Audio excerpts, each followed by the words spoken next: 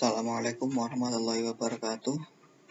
Nama saya Muhammad Farul Fikri, NIM 2019 61 Sini saya akan menjelaskan tentang jawaban UTS statistika dan probabilitas. Yang pertama yaitu jelaskan pengertian statistik dan statistika. Statistik adalah kumpulan data dalam bentuk angka dan disusun dalam bentuk diagram dan atau tabel di mana isinya menjelaskan masalah tertentu. Statistik sendiri dapat diartikan sebagai kumpulan data dalam bentuk angka maupun bukan angka yang disusun dalam bentuk tabel, daftar, dan atau diagram yang menggambarkan atau berkaitan dengan suatu masalah tertentu. Sedangkan statistika adalah ilmu yang mempelajari semua hal tentang data, mulai pengumpulan, penyajian, analisis, sampai terbentuk suatu kesimpulan. Statistika bisa disebut juga sebagai metode ilmiah mengenai cara buat mengelola, menginterpretasi, mengumpulkan, menganalisa penyajian data, dan mempresentasikan sebuah data. Kemudian yang kedua yaitu definisikan probabilitas menurut Anda. Probabilitas adalah peluang atau kemungkinan suatu kejadian, suatu ukuran tentang kemungkinan atau derajat ketidakpastian suatu peristiwa atau event yang akan terjadi di masa mendatang. Rentangan probabilitas antara 0 sampai dengan 1. Jika kita mengatakan probabilitas sebuah peristiwa adalah 0, maka peristiwa tersebut tidak mungkin terjadi. Dan jika kita mengatakan bahwa probabilitas sebuah peristiwa adalah 1, maka peristiwa tersebut pasti terjadi. 3. Jelaskan dan beri contoh tiap masuk populasi, sampel, dan variabel. Populasi adalah totalitas dari semua objek atau individu yang memiliki karakteristik tertentu, jelas dan lengkap yang akan diteliti atau penelitian. Contoh dari populasi yaitu populasi mahasiswa Universitas Muria Kudus, populasi Fakultas Sistem Informasi, populasi Fakultas Ekonomi dan Bisnis. Sampel adalah bagian dari populasi yang diambil melalui cara-cara tertentu yang juga memiliki karakteristik tertentu, jelas dan lengkap yang dianggap bisa mewakili populasi. Contohnya itu untuk mengetahui penularan COVID-19 pada desa Padurinan. Untuk itu diambil beberapa masyarakat di desa Padurinan untuk mengikuti swab test. Sampelnya yaitu beberapa masyarakat di desa Padurinan yang mengikuti swab test. Variabel didefinisikan sebagai konsep, kualitas, karakteristik, atribut atau sifat-sifat dari suatu objek, orang, benda, tempat, dan lain-lain, yang nilainya berbeda-beda antara satu objek dengan objek lainnya dan sudah ditetapkan oleh peneliti untuk dipelajari dan ditarik kesimpulannya. Contoh dari variabel yaitu berat badan, jenis kelamin, dan warna kulit. 4. Jelaskan dan diberi contoh variabel diskrit dan variabel kontinu. Variabel diskrit yaitu merupakan variabel yang hanya dapat memuat seperangkat nilai terbatas atau nilai bulat tertentu. Contoh, jumlah mahasiswa dalam suatu universitas merupakan variabel diskrit karena jumlah ini akan berupa bilangan bulat. Misalnya 655, tidak akan ada jumlah mahasiswa 655,5. Variabel kontinu merupakan variabel yang dapat memuat variabel seperangkat nilai yang tidak terbatas antara dua tingkatan variabel. Variabel kontinu ini mempunyai sifat nilai pecahan. Contoh, tinggi badan seseorang 1,4 meter, 1,62 meter, atau 1,79 meter. Nomor 5, menghitung nilai median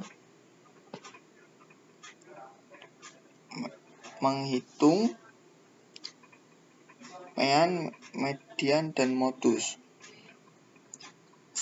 melalui tabel berikut yang nilainya berisi 45 sampai 51, 52 sampai 58, 59 sampai 65, 66 sampai 72, 73 sampai 79, 80 sampai 86, 87 sampai 93, 19 sampai 100, dan frekuensinya itu 1, 2, 17, 3, 10, 7, 5. Total frekuensi ada 50. Nah, untuk menghitung median yaitu kita harus mengetahui yaitu jumlah efeknya, sedangkan di soal yang diketahuinya hanya ini, jadi kita mencari nilai tengahnya terlebih dahulu dari nilai intervalnya. Dan nilai tangannya itu ada 48, 55, 62, 69, 76, 83, 90, dan 97. Untuk menghitung nilai efek yaitu kita kalikan antara frekuensi dengan nilai tengah. Yang hasilnya 48, 110, 1054, 207, 760, 521, 450, 485. Maka hasil dari efek tersebut yaitu 3695. Maka kita bisa menghitung meannya yaitu mean sama dengan sigma fx per sigma f sama dengan 3695 dibagi 50 sama dengan 73,9. Selanjutnya kita menghitung median. Untuk menghitung median yaitu kita harus mencari letaknya terlebih dahulu, yaitu dengan cara setengah dikali n, yaitu 1 kali 50 per 2 sama dengan 50 per 2 hasilnya yaitu 25. Nah, letak 25 yaitu berada pada kelas kelima, yaitu di 73 sampai 79. Maka tapi bawahnya adalah 72,5. Frekuensi kumulatif yaitu diambil dari penjumlahan frekuensi sebelum frekuensi kelas tersebut, yaitu 23. Selanjutnya frekuensi dari medan tersebut adalah 10 dan I adalah panjang interval atau kelas, yaitu 7. Setelah itu kita masukkan ke rumus, yaitu median sama dengan tepi bawah ditambah setengah kali 50 dikurangi 23, yaitu frekuensi kumulatif per frekuensi, yaitu 10 dikali I, yaitu sama dengan median sama dengan 72,5 ditambah 25 dikurangi 23 per 10 dikali 7. Median sama dengan 72,5 ditambah 2 per 10 kali 7. Median sama dengan 72,5 ditambah 1,4. Median sama dengan 73,9. Selanjutnya kita menghitung modus. Modus itu diambil dari nilai frekuensi yang sering muncul, yaitu di sini ada 17 yang terletak pada kelas 59 sampai 65. Untuk tepi bawah dari modus yaitu 58,5. B1 merupakan pengurangan dari frekuensi kelas dikurangi frekuensi sebelum kelas. Dan B2 diambil dari frekuensi kelas dikurangi frekuensi sesudah kelas. Dan I adalah panjang interval atau kelas. Maka modus sama dengan tepi bawah ditambah B1 per B1 plus B2 kali interval. Modus sama dengan 58,5 ditambah 15 per 15 ditambah 14 dikali 7. Modus sama dengan 58,5 ditambah 15 per 19 dikali 7. Modus sama dengan 62,12. Selanjutnya itu menghitung kuartil 2.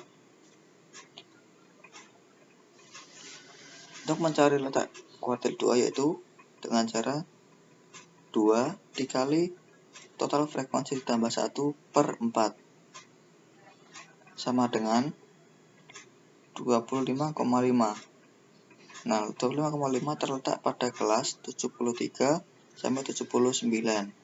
Maka L0 ini sama dengan tepi bawah sama dengan 72,5 dan frekuensi kumulatifnya yaitu 23, yaitu frekuensi kumulatif diambil dari penjumlahan frekuensi sebelum kelas dan frekuensinya yaitu 10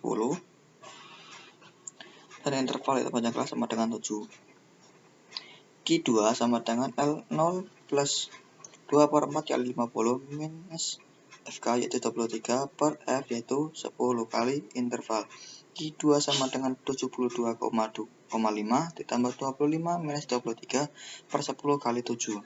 Q2 sama dengan 72,5 ditambah 2 per 10 kali 7. Q2 sama dengan 72,5 ditambah 1,4. Q2 sama dengan 73,9. Selanjutnya menghitung desil 8.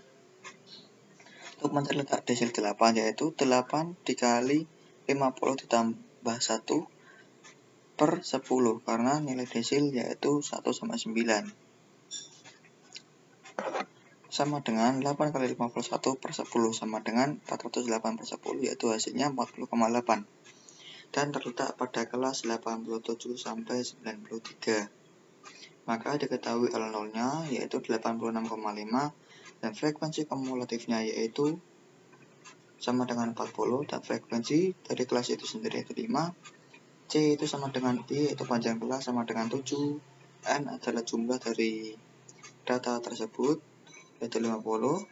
Itu kita masukkan ke rumus yaitu D8 sama dengan L0 ditambah C dikali 8 kali N per 10 minus frekuensi kumulatif per F.